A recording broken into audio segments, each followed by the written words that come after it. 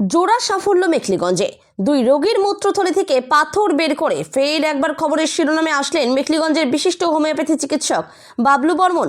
এদিন ধূপগুড়ির বাসিন্দা পঞ্চমী দেবনাথ তার ছেলে দিবাকর দেবনাথকে নিয়ে আসেন। অন্যদিকে জলপাইগুড়ির বাসিন্দা জাবেদ আলীও তার শরীর থেকে বের হওয়া পাথর নিয়ে মেখলিগঞ্জ আসেন। জানা গেছে জাবেদ আলী দীর্ঘ 3 বছর ধরে পাথরের সমস্যায় ভুগছিলেন।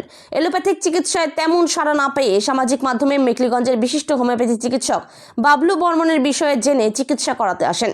1 মাসের মধ্যেই তার 2টি পাথর প্রস্রাবের মাধ্যমে বেরিয়ে যায়, যার মধ্যে বড় পাথরের আকার ছিল 9 mm।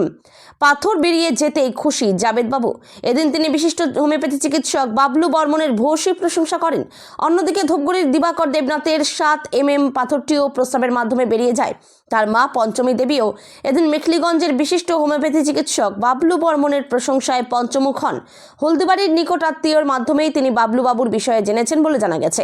মেখলিগঞ্জের বিশিষ্ট হোমিওপ্যাথি চিকিৎসক বাবলু বর্মনের নাম ছড়িয়ে পড়েছে রাজ্যের বিভিন্ন প্রান্ত, প্রতিবেশী রাজ্য সহ পার্শ্ববর্তী দেশগুলিতেও। একের পর এক রোগী গুরুতর রোগ সেরে উঠছে বাবলু বাবুর চিকিৎসায়। এই বিষয়ে কি বললেন ধূপগুড়ির বাসিন্দা পঞ্চমী দেবনাথ, জলপাইগুড়ির জাবেদ আলী ও মেখলিগঞ্জের বিশিষ্ট হোমিওপ্যাথি চিকিৎসক বাবলু বর্মন? আসুন শুনে নেওয়া যাক তাদের বক্তব্য। নাম এমডি জাবেদ আলী। আমি বিগত 3 মাস ধরে ওষুধ খাচ্ছি। তো আমি সোশ্যাল মিডিয়া দেখে আসি এখানে। তো আমার কিডনিতে পাথর আছে আর পেছাবের থলিতে পাথর আছে। তো আমি জলপাইগুড়িতে ডাক্তার দেখাইছিলাম, ওইখানে বলছিল আমার কিডনি ফেল হয়ে গেছে। আমি ডাক্তারবাবুকে কাগজ রিপোর্ট সব দেখাইছি। দেখার পরে ডাক্তারবাবু বললো কিছু হয়নি, তুমি এগুলো ওষুধ খাও, হয়ে যাবে। এই ওষুধ আমি খাইছি, মোটামুটি কালকে আমার 2টা পাথর বেরিয়েছে।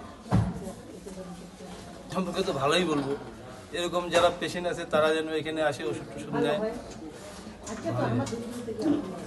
আমার বাড়ি হচ্ছে জলপাইগুড়ি পাহাড়পুর। আর এই ওষুধ এই সমস্যা আমার বিগত 3 বছর ধরে। নাম পঞ্চমী দেবনাথ, আর আমার ছেলেকে নিয়ে আসছি। আর ছেলের ওষুধ নিয়েছি এই জানুয়ারিতে নিয়েছি, তবে ওষুধ খাওয়ার 5 দিন মধ্যে বের হয়েছি পাথর ডিপাড়া। খবর আমরা দিচ্ছি, আমাদের বাড়ি হলদিবাড়ি, আমরা এখান থেকে ওষুধ খাই ভালো হয়েছি। তো ভাগ্নে এই ডাক্তারের কথা বলছি, সম্পর্কে ভালোই বলবো। পাথর তো বের হয়ে গেছে, এখন পেটে ব্যথা একটু আছে, এখন আবার ওষুধ নিব এখন পেটে ব্যথাটা কেন হচ্ছে কি বলার জন্যই আসছি। পঞ্চমী দেবনাথ। নমস্কার, আমি একটাই বার্তা দেব, হোমিওপ্যাথির উপর মানুষের আগ্রহ বাড়ুক, বিশ্বাস বাড়ুক, হোমিওপ্যাথি চিকিৎসার মধ্যে দিয়ে মানুষ সুস্থ থাকুক।